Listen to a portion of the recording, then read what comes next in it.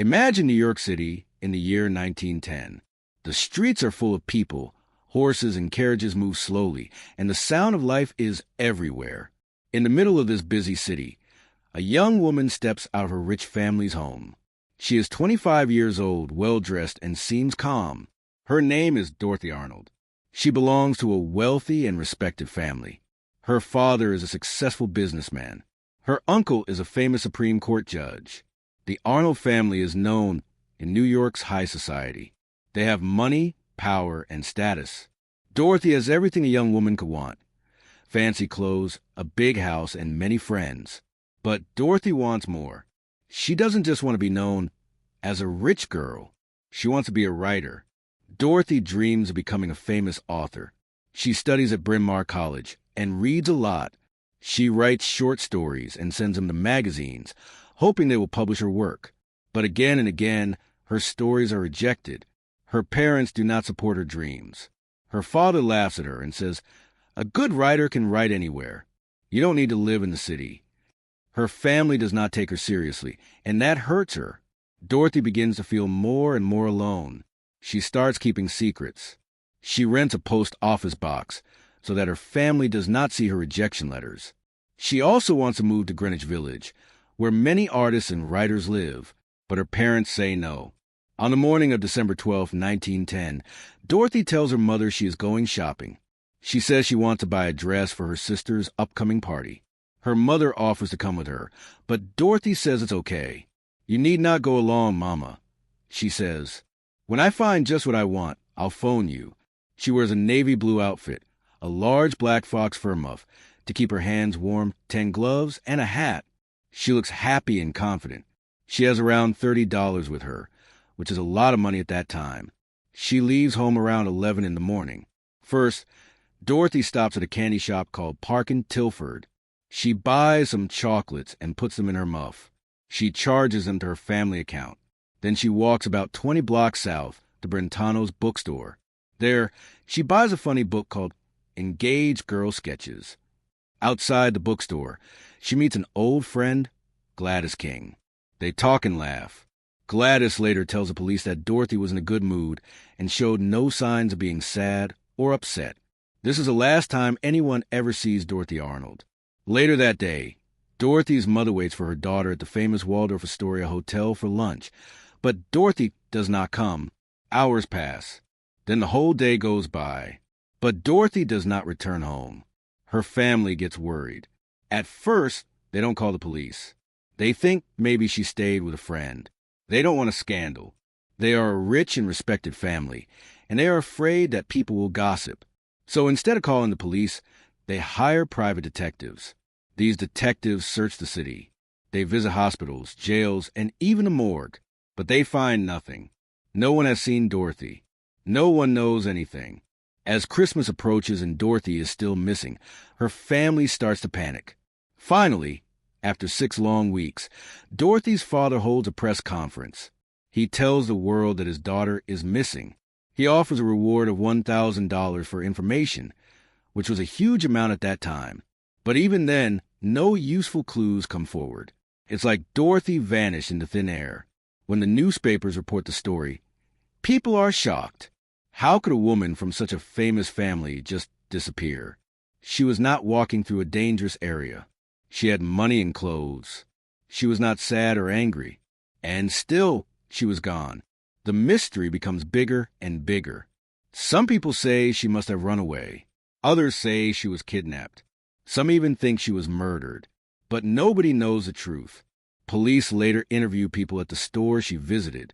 The shopkeepers confirm seeing her, and nothing seemed strange. Her walk through the streets of New York was normal. She even laughed with her friend outside the bookstore. That's what makes this case so strange. Everything looked fine, but after 2 p.m., she disappeared forever. Some rumors begin to spread. People say they saw Dorothy boarding a ship to Europe. Others say she died during a secret medical operation. One person even sends a postcard to the Arnold family, claiming to be Dorothy and saying she is safe. But Dorothy's father says the handwriting is fake. He is sure it's not from his daughter. Despite all the investigations and theories, there are no real answers. Dorothy's parents never give up hope completely, but they are deeply hurt. Her mother and brother even travel to Europe to search for her, but they find nothing. The case becomes one of the most famous unsolved disappearances in American history. Newspapers continue to write about her for years. People talk about her story like a ghost tale. A rich girl, full of dreams, who walked into the city and was never seen again. This was only the beginning of the mystery.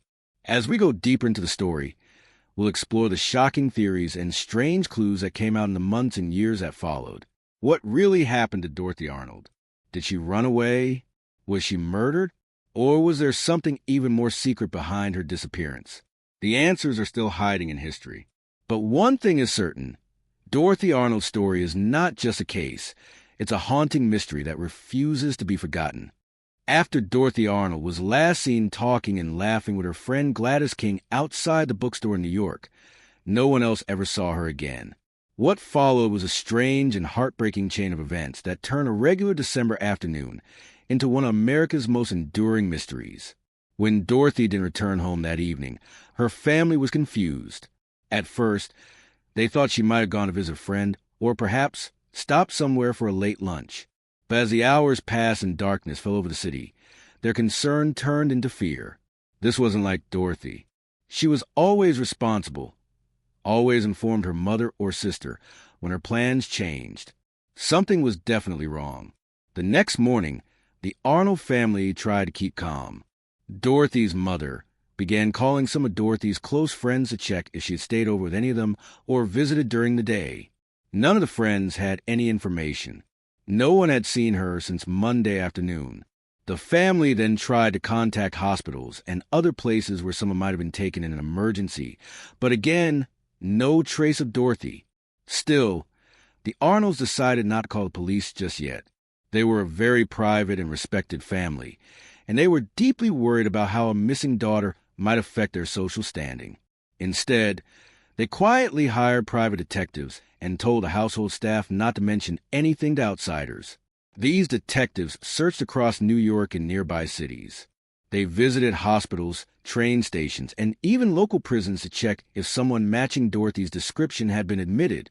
They also searched the morgues, hoping they wouldn't find her, but needing to check just in case. Nothing turned up. It was like Dorothy had vanished into thin air. No one had seen her since she bought a book and some chocolates that afternoon. No body was found. No letter. No message. The longer she remained missing, the more confused and desperate her family became. As Christmas approached, the Arnolds realized they couldn't keep this private anymore. People were beginning to notice Dorothy's absence. The parties she usually attended, the store she visited, the friends she met, all were now asking questions. 6 weeks after her disappearance, in January 1911, Dorothy's father, Francis Arnold, finally went to police and officially reported her missing. He also agreed to speak with the press. At a crowded press conference, he described Dorothy in detail, her age, height, weight, and even what she'd been wearing the day she disappeared. He announced a large reward for any information that could help bring her home. The media quickly picked up the story. Newspapers across the country printed Dorothy's photograph and published descriptions of her outfit and her jewelry. They also covered the strange circumstances of her vanishing. A wealthy young woman, well-dressed, intelligent, with no known enemies, walking in broad daylight to the heart of New York City. And she simply disappeared. People were shocked. Rumors began spreading quickly. Some thought she had run away. Others believed she had been kidnapped. Still others said she might have been attacked or killed, and her body hidden somewhere in the city. Police joined the investigation now and began questioning everyone who might know anything. They interviewed friends, former classmates, shopkeepers, and hotel staff. But every lead turned cold. There were no witnesses. No one remembered seeing anything unusual. Dorothy had seemed happy and relaxed that day. She was laughing and smiling with Gladys King. She didn't appear worried or scared. There were no signs of a struggle. This only deepened the mystery. A few weeks later, the family received a strange postcard, postmarked in New York City. It was signed Dorothy and said simply, "I am safe." But her father believed the card was fake. He said it didn't look like Dorothy's handwriting, and even if it was, He was sure someone had forced her to write it. He refused to accept the idea that she had left on her own. In his mind, something terrible must have happened. The press also began looking into Dorothy's personal life. As reporters dug deeper, they discovered that Dorothy had wanted to become a writer. She had submitted short stories to magazines like McClure's, but her work was rejected. Her family had not supported her dream. In fact, her father had told her that writing was not a proper career for a woman of her class. He said good writers could work from home and didn't need to live like artists in apartments or writing studios. Dorothy, however, had wanted to move to Greenwich Village, which was becoming a popular place for young artists and writers. She had also started renting a private post office box so that magazine responses could be sent to her without her family finding out. This showed that she felt trapped, unable to share her creative ambitions with her parents. The more rejection she faced, the more distant and lonely she must have felt. Her family criticized her work and refused to let her live independently. That kind of emotional pressure could make anyone feel suffocated. Another secret soon came to light. Dorothy had been in a romantic relationship with a man named George Griscom Jr., a 42-year-old man from Philadelphia. George was from a wealthy family, too, but Dorothy's parents didn't approve of him. They thought he was lazy and untrustworthy. In September 1910, Dorothy told her parents that she was visiting college friends in Boston, but in reality, she went to meet George in Pittsburgh. When her parents discovered this, they were furious and told her never to see him again. Despite their warning, Dorothy met George again in November 1910, just 1 month before she disappeared. He had gone on vacation with his family to Italy, and Dorothy may have considered going there to be with him. After she vanished, her mother and brother traveled to Italy to confront George. He claimed he had no idea where Dorothy was, but said he loved her deeply. He denied being involved in her disappearance, and the family eventually returned home without any answers. The idea that Dorothy might have run away to be with George became one of the strongest theories. She was clearly unhappy at home, felt unsupported in her dreams, and was forbidden from being with the man she loved. Maybe she saw no way forward and decided to start a new life. Maybe she had hidden money or sold some of her jewelry and left quietly, using a different name. But if that were true, why didn't she ever contact her family again? Why didn't George meet her in secret or help her escape? These unanswered questions kept the case alive. Police also received strange tips and confessions in the years after Dorothy vanished. In 1916, a man in prison named Edward Glenn Norris claimed that he had helped bury a young woman named Dorothy Arnold. He said a rich man had paid him $250 to dispose of the body, but his story was vague and had many inconsistencies. He didn't even remember the name of the man who paid him. Investigators didn't believe him and dismissed his claim as a lie. Then there was another strange development. In 1914, the police raided a maternity hospital in Pittsburgh that was secretly performing illegal abortions. The doctor running the place claimed that a woman named Dorothy Arnold had died there during procedure. This theory shocked many people. Could Dorothy have gone there to end a pregnancy and died accidentally? But again, there was no solid proof. No body was found. The doctor later changed his story, and nothing was confirmed. Dorothy's father never gave up hope of finding her, but he also believed that she had been murdered. He told reporters that she would never have run away without saying something to her mother. He believed she had been attacked on her way home and that her body had been hidden somewhere. However, police never found any sign of a struggle. No blood, no torn clothing, nothing. Central Park, where she was said to be walking, was thoroughly searched. Not a single clue was discovered. As time passed, the media began to lose interest, but the Arnold family lived with the pain for years. Dorothy's parents died without ever knowing what happened to their daughter. The house where Dorothy once lived remained quiet. Her younger siblings grew up in the shadow of this mystery, and the story faded from the headlines, but never from the minds of those who had followed it. Even today, more than 100 years later, people still talk about the disappearance of Dorothy Arnold. Some believe she ran away and started a new life. Others believe she died during a tragic mistake. And some are sure she was murdered and her body hidden by someone who never came forward. Whatever the truth may be, the case remains open in spirit, even if not officially. Dorothy Arnold's story is a reminder of how easily someone can vanish, even from a crowded city like New York. One moment she was buying chocolates, the next moment gone forever. Years passed after Dorothy Arnold disappeared, but her name never truly faded from public memory. Every few months, her story would return to the newspapers. Reporters followed up on new leads, most of which led nowhere. Dorothy's case became more than just a missing person story. It turned into a symbol of how even someone from a wealthy and well-connected family could vanish without a trace in broad daylight. As the mystery deepened, people began to speculate that Dorothy may have vanished on purpose to escape the expectations of her strict, controlling family. Her father had disapproved of her writing career. He didn't like her relationship with George Griscom. Maybe she just wanted to get away from it all. But this idea raised more questions. If she planned to disappear, where did she go? How did she survive without money, without documents, and without any help that we know of? Some believed she might have moved to Europe under a different name, but immigration records showed no sign of her, and travel at the time required documentation. Still, if she planned it carefully, maybe she found a way. Others believed she was kidnapped or murdered. Perhaps someone followed her from the bookstore. Maybe she was attacked in Central Park. But police found no evidence, no body, no witnesses. The streets of New York are busy, yet no one saw anything strange. If a crime happened, it left no trace. Over the years, false sightings poured in. Some people claimed to see her in Chicago or Los Angeles. A woman once said she had lived with someone who confessed to being Dorothy Arnold. But none of these leads ever turned into anything concrete. They only added to the fog surrounding her story. Dorothy's father, Francis Arnold, remained firm in his belief that his daughter was dead. He said that if she had been alive, she would have come home. After his death in 1922, many believed the mystery might finally be buried. But Dorothy's story was already part of America's unsolved mysteries. In the years that followed, interest in the case never completely died.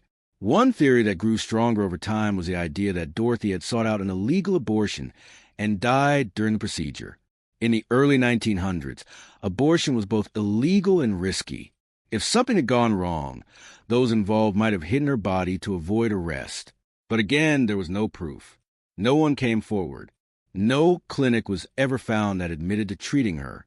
It was a theory built on possibility, not evidence. Adding to the puzzle was the fact that Dorothy had taken only about $25 with her on the day she vanished.